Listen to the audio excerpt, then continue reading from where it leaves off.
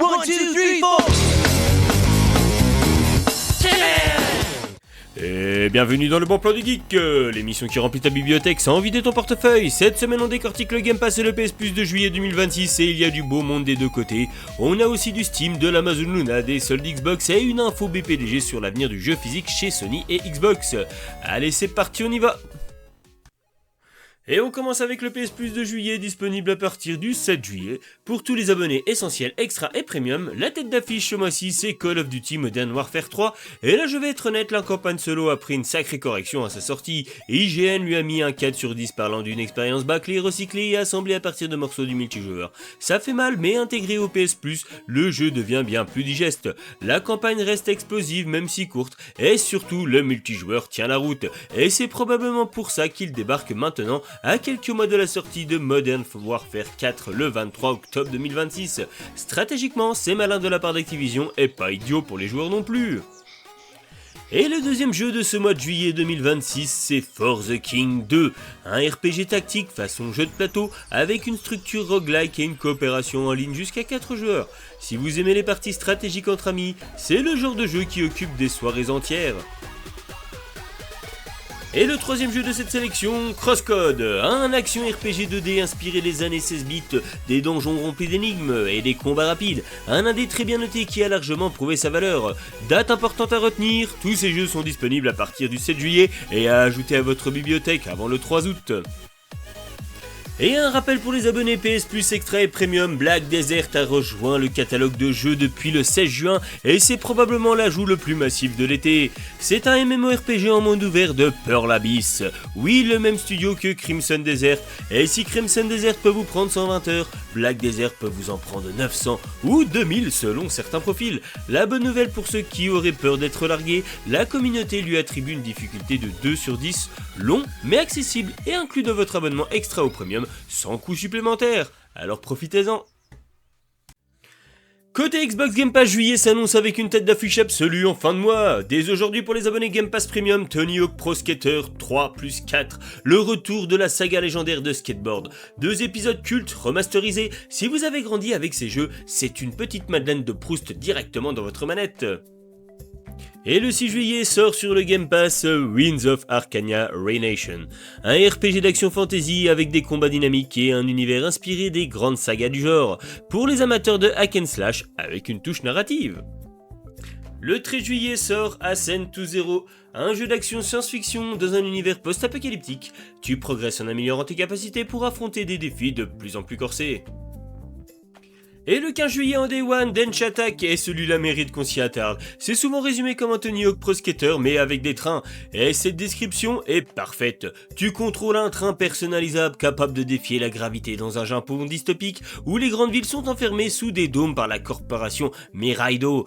Et tu enchaînes les tricks, les greens, les flips et les combos pour accumuler des points tout en progressant aux côtés d'un groupe de marginaux qui veulent reprendre le contrôle des rails. Les buzz sont complètement délirants. Des Magical Girls mécaniques, des châteaux ambulants, des vers géants robotisés. Le jeu a été légèrement repoussé d'un mois pour corriger les bugs. Bonne nouvelle, ça veut dire qu'il va arriver bien poli en Day One sur Game Pass Ultimate et PC Game Pass.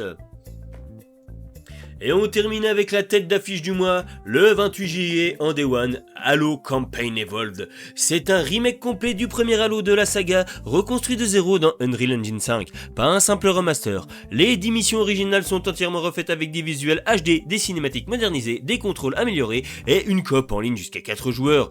Et le jeu va plus loin que le simple remaster avec Opération Météorite, une toute nouvelle aventure en 3 missions situées un an avant les événements du premier jeu, avec le Master Chief et le Sergent Johnson en mission clandestine à bord d'un vaisseau Covenant. Pour les vétérans, c'est un voyage nostalgique avec du contenu inédit. Pour les nouveaux joueurs, c'est le point de départ parfait pour découvrir la saga. Attention, petit rappel, 12 jeux quittent bientôt le Game Pass, dont Shadow of the Tomb Raider, dernière chance de les finir. Et pour compléter la séquence Xbox, le Microsoft Store est en solde avec plus de 1100 jeux en promotion, certains jusqu'à moins 95%. Le lien de la liste complète de nos confrères de Xboxygène est en description, il y en a vraiment pour tous les goûts et surtout pour tous les budgets.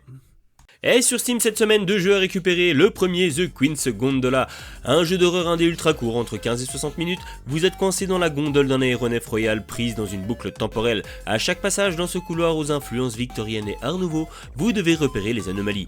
Une affiche qui change, un objet qui disparaît, un visage de trop. Comparé à Exit 8 mais en plus contemplatif. 100% d'avis positifs pour le moment, disponible en français, gratuit, permanent, parfait pour une soirée courte entre 2 gros jeux. Et le second jeu de la sélection, Lord of the Truth. Un party game multijoueur avec des cochons jusqu'à 6 joueurs, des mini-jeux complètement déjantés, skateboard, hang glide, box, pour accumuler des Girls Point et devenir le Lord of the Truth. C'est aussi absurde que ça en a l'air et c'est exactement pour ça que ça marche. Gratuit pour l'instant mais deviendra peut-être payant dans le temps. Une fois dans votre bibliothèque, c'est à vous pour toujours. Et on enchaîne avec la traditionnelle sortie Epic Games Store de la semaine, 2 jeux disponibles dès aujourd'hui jusqu'au 9 juillet à 17h. Et le premier, River City Girl 2, un beat'em up à défilement horizontal avec 6 personnages jouables, monde interconnecté et progression RPG, combat nerveux, bande son énergique, coop à 2 joueurs, 85% d'avis positifs, les ingrédients pour passer un très bon moment.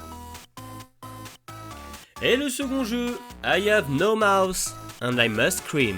Adapté de la nouvelle culte de Harlan Ellison, un point-and-click d'horreur psychologique sorti en 1995 qui met en scène une intelligence artificielle sadique qui torture les derniers survivants de l'humanité à travers leurs peurs les plus profondes. 88% d'avis positifs avec plus de 2300 évaluations, un classique de l'histoire du jeu vidéo narratif, plusieurs fins possibles, si vous ne connaissez pas, c'est votre chance de tester. Pour les 2 jeux, Epic Games Store, cliquez sur Obtenir et vous avez jusqu'au 9 juillet à 17h. Et pour les abonnés Amazon Prime, 4 jeux viennent d'arriver sur Amazon Luna pour une durée limitée. Et le premier est Space Grunt Chrono Shard, un roguelike au tour par tour avec une mécanique de manipulation du temps. Tu peux revenir en arrière sur tes actions mais certaines conséquences persistent, c'est nerveux et malin. Et le second, Please Touch the Artwork. Un puzzle très posé basé sur 160 niveaux conçu à la main autour de l'art abstrait, reproduction de tableaux, exploration labyrinthique, narration poétique, une expérience contemplative et originale. Le troisième, Terraforming Mars, l'adaptation officielle du célèbre jeu de plateau. Tu gères des ressources, développes des infrastructures et surveilles tes concurrents pour rendre la planète rouge habitable. Fidèle au matériel et très bien réalisé. Et le quatrième et dernier jeu de cette sélection, Lost et de long, Way of the Witch, un RPG tactique sur grille avec gestion d'équipe et progression roguelike. Chaque défaite renforce ton groupe avec des améliorations permanentes, exigeant mais gratifiant. Direction gaming amazon.com avec votre compte Prime et obtenir le jeu. Et on termine cette émission avec l'info BPDG de la semaine qui met en lumière 2 approches radicalement opposées entre Sony et Xbox sur l'avenir du jeu physique. Tout d'abord l'annonce de Sony qui a fait trembler la toile. PlayStation a officialisé l'arrêt total de la production de jeux sur disque à partir de janvier 2028. Plus de watts, plus de disques, uniquement du téléchargement. L'analyste Piers Harding-Rolls d'Ampere Analysis est clair. Cela confirme que la PS6 n'arrivera pas avant fin 2028 au plus tôt, sans lecteur de disque de base avec un prix potentiel pouvant dépasser les $1000. Sony tourne la page du physique et assume. Et de son côté, Xbox partirait sur une direction totalement inverse. Il travaillerait sur un système baptisé Disc to Digitals. Tu insères ton disque dans ta console, ton compte reçoit une licence numérique permanente, plus besoin du disque pour jouer, mais il reste la preuve de propriété. Si tu le vends, la licence suit le disque. Ce n'est pas sans rappeler ce que fait déjà Nintendo avec ses cartouches Switch 2 qui intègrent une clé unique permettant de lier le jeu à un compte. Microsoft irait donc dans la même direction, mais pour ses disques existants. C'est encore une rumeur, rien d'officiel, mais si ça se concrétise, c'est une vraie réconciliation entre physique et numérique. Cela dit, soyons honnêtes sur un point. On parle quand même de DRM et encore une fois la question se pose. Sommes-nous vraiment propriétaires de nos jeux? Entre les licences liées au compte, les serveurs qui peuvent fermer du jour au lendemain, les jeux délistés des stores, la réponse est de moins en moins évidente. Disc to Digital a au moins le mérite de lier la licence au disque physique plutôt qu'au compte seul, ce qui redonne une forme de contrôle aux joueurs. Certes, c'est imparfait, mais c'est un pas dans la bonne direction. En résumé, Sony coupe le cordon avec le physique, Xbox cherche à construire un pont, de vision, de stratégie. Et les joueurs attachés à leur boîte ont clairement une raison de surveiller l'écosystème Xbox de près.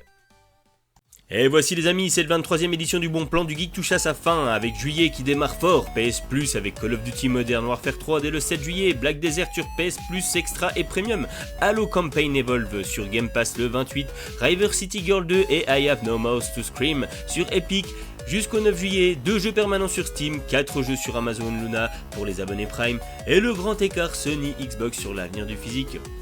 Si t'es joueur, créateur de contenu, streamer ou tout ça à la fois comme moi, rejoins le Discord de la pyramide de Kiops, le lien est en description. Et si vous voulez soutenir la chaîne, passez par notre lien Instant Gaming en description pour vos prochains achats, ça nous aide énormément sans vous coûter un centime de plus. Alors lâchez un gros like si vous avez au moins un jeu à télécharger ce soir, abonnez-vous pour ne jamais rater une propos de dingue, et partagez la vidéo au pote qui n'a plus rien à jouer, malgré ses 600 jeux Steam non lancés. C'était BPDG, à la semaine prochaine, et bon jeu. 今す